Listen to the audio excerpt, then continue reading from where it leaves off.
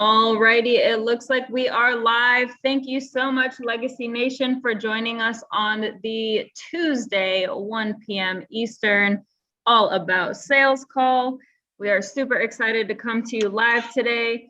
A couple of the Leadership Council members are traveling in Denver, Colorado on the Road to 100 tour. So we're super excited that we get to fill in today.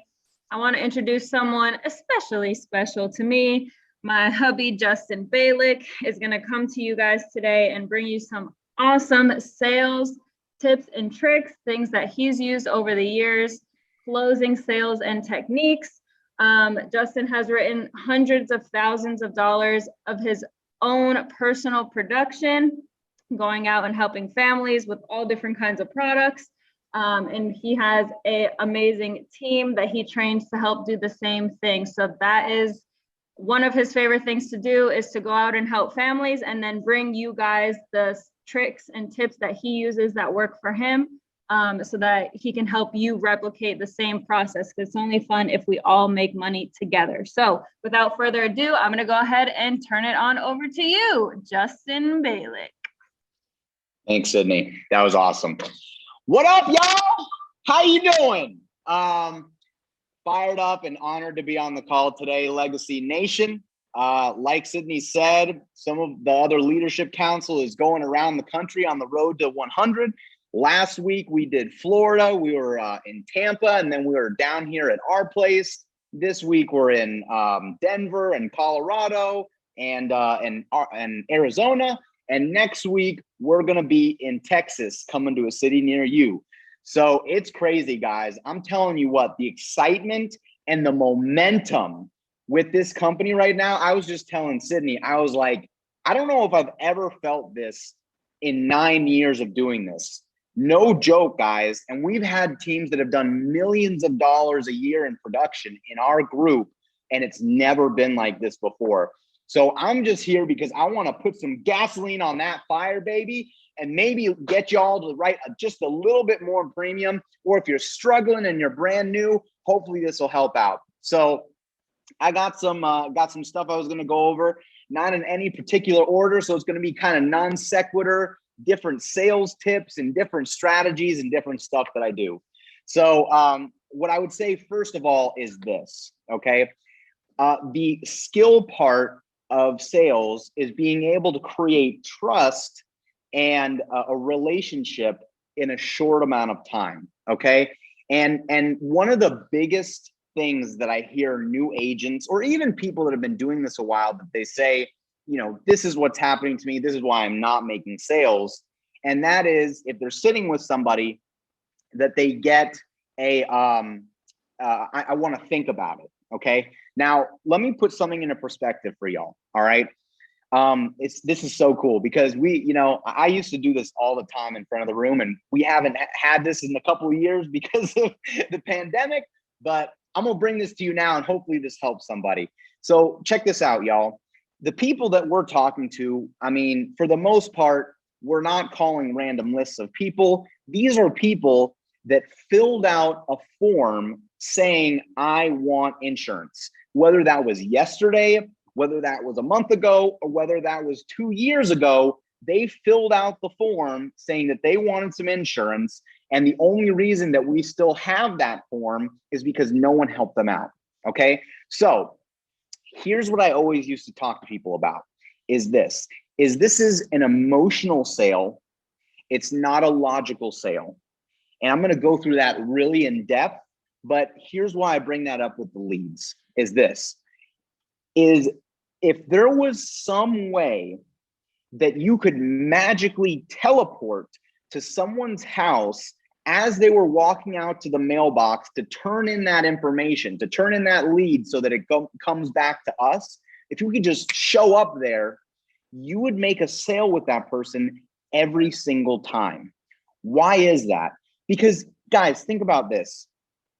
They took the time out of their day to open some junk mail, read it, fill out all of their personal information, sign that bad boy, put it back in a return envelope, walk out to the mailbox and put it in there. You're telling me that person is not interested in insurance? Heck no, of course they are. But here's the thing, right? Is that when they filled that form out, they were in a peak emotional state and they were thinking about that person or people that would be screwed if they don't get this taken care of. So that's why if we showed up there immediately, magically, somehow, we would be able to sell every single time because they're still in that peak emotional state. So what our job as agents is to, when we go to the house, is to get them back in that peak emotional state again and remind them why they filled out the form. Okay, whether that's online or physical form, it doesn't matter. Guys, life insurance is one of the most obscure products in the market. It's completely intangible and it doesn't benefit the person that's buying it. Like, what? Okay, so you're telling me I have to buy this. It's not going to benefit me at all. It's for someone else completely, and I can't even see it, right? So this is what we call love insurance because it's for someone else. It's one of the most selfless things that a person can do, okay? So the first thing I would say is this, is that you're going in, whether these people filled out a form or not, like you're still meeting a stranger, okay? So, you know, that form doesn't sell the insurance for us because if it did, the insurance companies wouldn't need us. They would just take the forms and sell to those people. No, this will always be a product that is sold, not bought, because it's an emotional sale, not a logical sale, which is great for us, y'all, because guess what?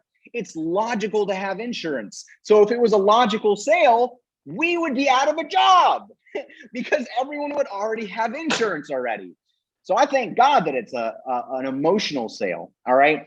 So here's the first thing I would say is these are strangers, and you cannot expect a stranger to lower their guard if you haven't lowered yours first. Okay.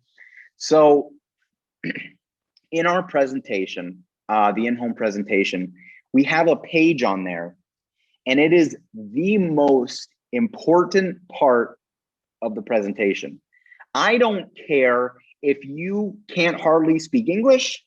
I don't care if you screw up the rest of everything else. If you get this one page right, you will sell in 9 out of 10 homes that you're in. No joke. All right. And here's what that page entails. What you need to put on there is a picture of the closest person in your life that's died. And some people say to me, but Justin, I don't have anyone close to me that's died.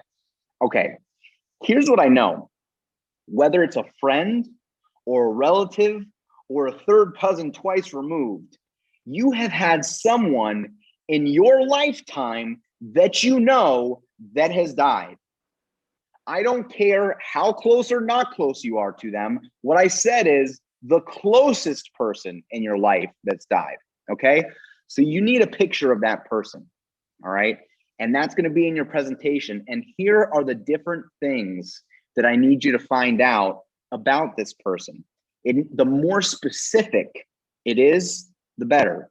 I need you to know what's their name, how old were they when they died, what did they die from, did they have any insurance? If they did have insurance, was it enough to pay for the funeral and the different stuff that they needed? If they didn't have insurance, how did the family cope with it financially? Those are the different things that I need you to find out. And I'm going to run through why this is so powerful. Okay. So for me, the picture in my in-home presentation was my pop-up, who was my grandfather. So I'll say this, y'all, if you feel like you're not bold enough or you can't open up enough in the home, No joke. Two of the best ways to get better at something like this real quick is take a public speaking class or be in a play or a drama or something like that. Because I'll tell you what, if you've been in drama before, what I've seen across the board is people that have been in drama before do really well in this because it's very easy to tap into that. And you'll see exactly what I mean in a second. So I'm going to say it just as if I was talking to a client. So here's my presentation. So John and Mary, this is my pop-up and my grandma. And my grandma, you know, she's a snowbird. She lives half the year in Sarasota, which is on the West Coast there. And then the other half the year in a little town called Allentown, Pennsylvania. And with my pop-up, two really big things happened with him in 2001. So the first thing is he was one of those people that we talked about that lost all of his money in the stock market. And I don't know if this had something to do with it, but I really think so because, you know, he was 79 years old, but really he was in perfect health. And he said to my grandma, "Hey, I got a little stomach ache. Can you take me to the hospital?" She said, "Sure." And she took him, and 12 hours later, he dropped dead. And we don't know why. We don't know what happened. We didn't do an autopsy or anything like that because no, he was 79. But I didn't know this at the time, nor would it have made any sense to me because I was only 11. But my pop-up had a superstition about having money on his death, so to speak. So when he died, he didn't have any insurance. And my grandma, she had to move out of that house that they had been living in together for 47 years. So, you know why this is important to me now? Why is this important to you? You shut up. So, but here's the thing, guys, is that I've done this before in training where I get someone else's story and I can be just as emotional and this is everything I said was true, okay? But I could be just as emotional with someone else's story because I really feel it. So, first of all, you do that and you make yourself so human and so vulnerable that it lowers their guard immediately. And you see how I bring my tone down and I utilize pauses. Silence can be your friend and it can be more powerful than saying things. So listen, everything that I say is 100% intentional, and everything we do in the home is psychological. From the way that I move my hands, to the way that I speak, to the way that I lean forward, the way that I lower my voice up and down, all of those different things are intentional. And I'm not expecting you guys to get this on this one call, but these are recorded. So you need to watch this bad boy over and over again, but you need to get that story together. Okay. So now after I say, so you know why this is important to me, why is this important to you? Even though you say that, right? I've had people start crying out. I mean, it's crazy. You get all gamut of different responses. I've had people start crying, say, oh my God, yes, I don't want to see that happen, all this stuff. But then you'll get some base level answers like, yeah, same thing. We don't want that to happen in our family. Like that you don't move on, okay? So regardless of how they react, here's how I am. If I'm sitting with a husband and a wife, okay, I'll probably look at the wife or whoever, or the husband, whoever is not the breadwinner, okay? So let's say I have Bob and Mary here, and Bob says, well, you know, blah, blah, blah, whatever. So after I say, you know, why this is important to me now, why is this important to you? He says whatever he's gonna say. And then I look to Mary and I don't look back at Bob. And I say, Mary, so let me ask you a question. If Bob dropped dead right now, how long could you stay in this house before they kicked you out? And I wait. And they're going to say, she's going to say, probably, well, I'm not sure. You know why? Because most people have never thought about this before. But our job is to make sure that they understand the reality of what happens if they don't take care of this today, not tomorrow, not think about it, right now. So I'm going to say, okay, so I know you probably never thought of this before, but if you had to guess, how long do you think you could stay here? 2-3 months. Okay. And what about all your stuff? What would you do with all your stuff? Well, I would have to sell it. Okay. And what about the kids? Well, yeah, I mean, they would have to come with me, obviously. Okay. And where would you go? I'd probably have to stay with my mother. Well, where's your mom at? Georgia. Okay. Does she have like a big house or? No, she has a 2-bedroom apartment. Okay.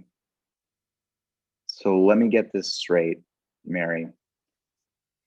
If Bob drops dead right now, in 2 to 3 months, you'd have to sell everything you own, uproot the kids from the only home that they've known, and go move in with you and your 3 kids to your mom's 2-bedroom apartment. Is that right? She's going to say, yeah. And now I turn back to Bob and say, Bob, my job is to make sure that she never feels that way. So here's the thing, y'all, is when you say something, it's your idea. So like I could have said, you're screwed, right? That doesn't work. If I say something, it's my idea. But if I ask them a question and then it comes out of their mouth, it's their idea. So I've achieved what I actually wanted to through asking questions. Asking the right questions is the closest thing to mind control that I've ever seen. Okay? So having that story, going through it lowers the barrier, okay? Opens them up. Then you have to turn to the person who is not the breadwinner and ask them the kind of questions just as I asked them, as if the other spouse is dead. I don't look back until I'm done getting these answers. But guys, okay, sales is way more listening than it is talking. The clients talk 80% of the time. I'm talking 20% of the time. And the only times that I'm talking is asking questions. And then I might add a little something about myself just so it's not an interrogation. But here's the reality, y'all, is when I'm talking to them, I'm asking them questions about them. Why? Everyone's favorite topic in the world is themselves. So I'm saying their names over and over and over again. I'm asking them questions about them, about their kids, about their grandkids, getting to know them. and stay on the same topic for a long period. Don't jump around to what's your favorite hobby, what's this, what's that. If you start talking about their family, like that is my sweet spot. I'll just keep talking about the kids, the grandkids, stuff like that. Now, if they don't have a family, then you can talk to them about what they like to do and different stuff like that. So let's see, little tidbits. Let's see. Okay. So little kind of closing remarks or different things that I say or do that are little but make a big difference. The first thing is if you're going out to see people in person, my hands, you can't see them, but they're above the table. Okay. So I always keep my hands above the table. Because sometimes, you know, when we're sitting there and we're leaning forward or something, we might put our hands underneath the table. But whether they, you know, consciously or not understand this, unconsciously, it feels like you're hiding something. Okay. So don't cross your legs, don't cross your arms, don't have your arms or your hands under the table. Always keep your hands on top of the table. Okay.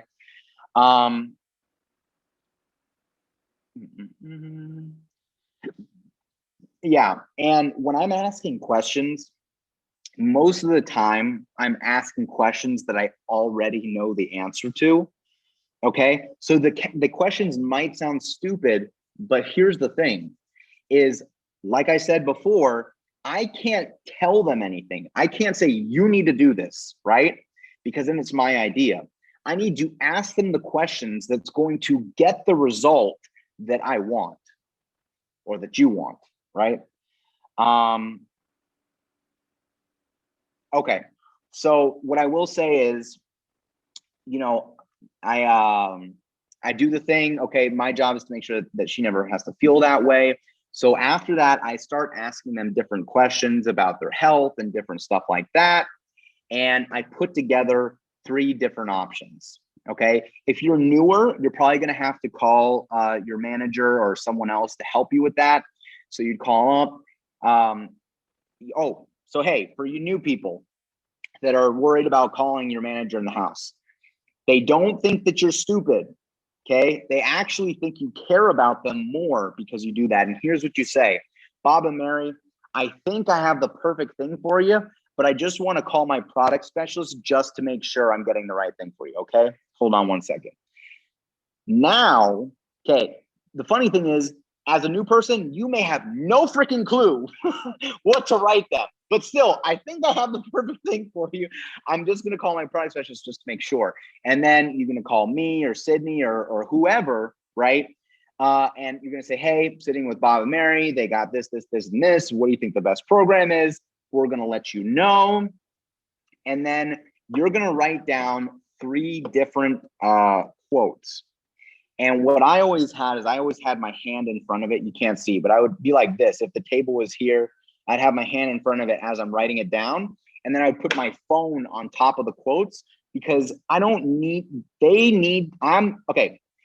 When you're in the house, y'all, even though it's their house, for that 45 minutes or an hour and a half that you're in that house, you own their house.